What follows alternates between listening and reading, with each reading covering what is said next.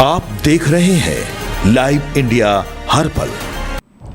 नमस्कार, आप देख रहे हैं लाइव इंडिया हर पल। मैं हूं आपके साथ रेखा मिश्रा। असम में इस वक्त बाढ़ है और सभी के जहन में ये सवाल है कि आखिर हर साल असम में बाढ़ क्यों आता है। हर साल बाढ़ की चपेट में आने वाले असम में पहले से कोई तैयारी क्यों नहीं की जाती है और क्या ऐसी वजह है कि असम हर साल बाढ़ की वजह से न केवल परेशान होता है बल्कि लोगों को भी भारी परेशानियों का सामना करना पड़ता है। असम में बाढ़ की चपेट की वजह से कई लोगों की मौत हो चुकी है, जबकि 5 लाख से अधिक लोग प्रभावित हुए हैं। राज्य के 5 जिले बाढ़ की मार झेल रहे हैं और इनमें सबसे ज़्यादा चराइदेव जो है वो सबसे अधिक प्रभावित जिला है। हजारों विस्थापित लोग अब भी राहत शिविरों में रहने को मजबूर हैं और ऐसे में सवाल यही है कि आखिर हर साल असम में बाढ़ क्यों आती है। इसका जवाब राज्य की भौगोलिक स्थिति, जलवायु और दुनिया की सबसे विशाल नदियों में से एक ब्रह्मपुत्र से जुड़ा है। विशेषज्ञों का कहना है कि इन तीनों कारकों का अनोखा मेल असम में हर साल बाढ़ लाता है, यानी कि हिमालय से निकलती है ब्रह्मपुत्र।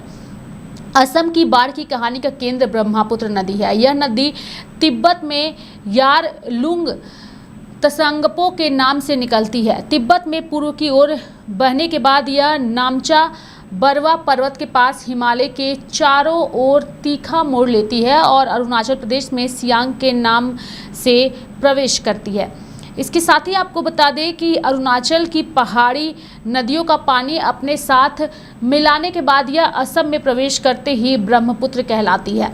तब तक इसमें हिमालय के ग्लेशियरों, बर्फ के पिघलने और भारी बारिश का विशाल जल पहले ही शामिल हो चुका होता है और इससे इसका जलस्तर और प्रवाह कई गुना बढ़ जाता है।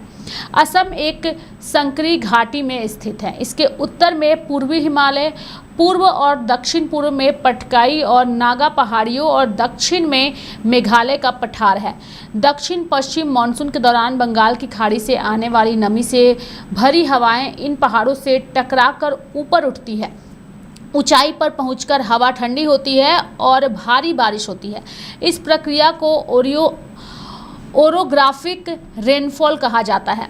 इस बारिश का पानी तेजी से सैकड़ों सहायक नदियों जैसे सुबनसिरी, मानस, जिया भराली, धानसिरी और कोपिली के जरिए ब्रह्मपुत्र में पहुंचती है और इससे मानसून के दौरान नदी का जलस्तर तेजी से बढ़ जाता है। इसके साथ ही आपको बता दें कि ब्रह्मपुत्र भारत की अन्य नदियों से अलग है क्योंकि यह दुनिया में सबसे अधिक गाद ढोने वाली नदियों में शामिल है। हिमालय एक युवा पर्वतमाला है जहां लगातार कटाव और भूस्खलन होता रहता है। चट्टानें, रेत और मिट्टी बहकर ब्रह्मपुत्र में पहुंच जाती है। जब यह गाद असम के मैदानी इलाकों में जमा होती है तो नदी का तल धीरे धीरे ऊंचा हो जाता है। इससे नदी की जल वहन क्षमता घट जाती है और बाढ़ का खतरा बढ़ जाता है। ब्रह्मपुत्र एक ब्रेडेड रिवर भी है, यानी इसकी कई धाराएं लगातार अपना रास्ता बदलती रहती है और बीच में रेत के टापू बनते रहते हैं और यही वजह है कि तटबंधों को सुरक्षित रखना मुश्किल हो जाता है और तेज बहाव के दौरान उनके टूटने का खतरा बढ़ जाता है। असम में बाढ़ सिर्फ स्थानीय बारिश की वजह से नहीं आती। मानसून के दौरान तिब्बत, अरुणाचल प्रदेश, भूटान और पूरे पूर्वोत्तर भारत में एक साथ भारी बारिश होती है। इन सभी क्षेत्रों का पानी अलग अलग सहायक नदियों के जरिए ब्रह्मपुत्र में पहुंचता है। जब कई नदियों में आई बाढ़ का पानी एक साथ ब्रह्मपुत्र में मिलता है तो नदी अपने किनारे तोड़कर बड़े इलाके में फैल जाती है। वैज्ञानिकों का कहना है कि जलवायु परिवर्तन के कारण पूर्वी हिमालय में अत्यधिक वर्षा की घटनाएं बढ़ रही है। कम समय में होने वाली मूसलाधार बारिश, ग्लेशियरों का तेजी से पिघलना और मानसून के दौरान अधिक तीव्र वर्षा नदियों में अचानक जल प्रवाह बढ़ा रही है। इसके अलावा तेजी से बढ़ते शहरीकरण, वेटलैंड्स पर अतिक्रमण, ऊपरी जलग्रहण क्षेत्रों में वनों की कटाई और नेचुरल फ्लड प्लेन पर निर्माण ने भी अतिरिक्त पानी को जमीन के सामने की क्षमता कम कर दी है। इससे बाढ़ का प्रभाव और अधिक विनाशकारी जो है वो हो गया है। इसके साथ ही आपको बता दें कि जो अलग अलग तस्वीरें सामने आ रही है वह लोगों को काफ़ी ज़्यादा परेशान कर रही है। विशेषज्ञों का ये भी मानना है कि असम में बाढ़ को पूरी तरह खत्म करना संभव नहीं है क्योंकि यह ब्रह्मपुत्र नदी के प्राकृतिक चक्र का हिस्सा है और इसी वजह से हर साल बाढ़ जो है यहाँ पर देखने को मिलता है। दरअसल हर साल आने वाली बाढ़ उपजाऊ मिट्टी लाती है।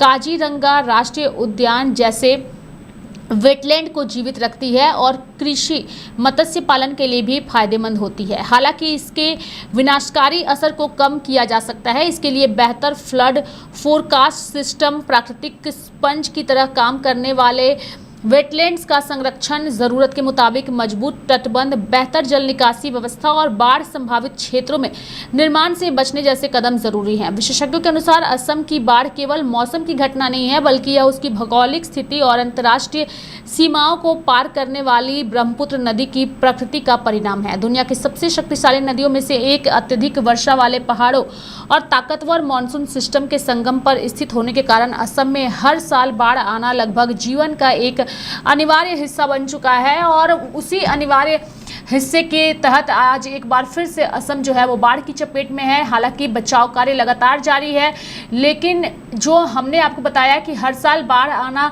वहां पर देखने को तो मिलता है, लेकिन उससे पहले जो तैयारियां जरूरी है वो तैयारियां करनी चाहिए, ताकि जिन लोगों की मौत हुई है वो मौत ना हो सके, जो लोग लापता हुए हैं वो इस तरीके से लापता ना हो सके, और जो लोग इस वक्त राहत शिविरों में हैं वो अपनों की तलाश और उनके जाने के गम में इस तरीके से दुखी ना रहें। इन सारी चीज़ों को तत्काल प्रभाव से सरकार के और प्रशासन के प्रयास से रोका जरूर जा सकता है। हालांकि असम में बाढ़ आना हर साल देखने को मिलता है और हर साल जनजीवन पूरी तरीके से अस्त व्यस्त भी नजर आता है।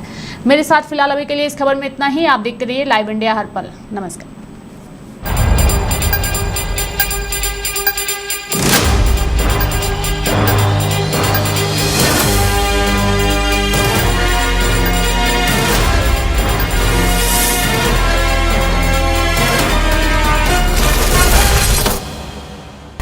आप देख रहे हैं लाइव इंडिया हर पल।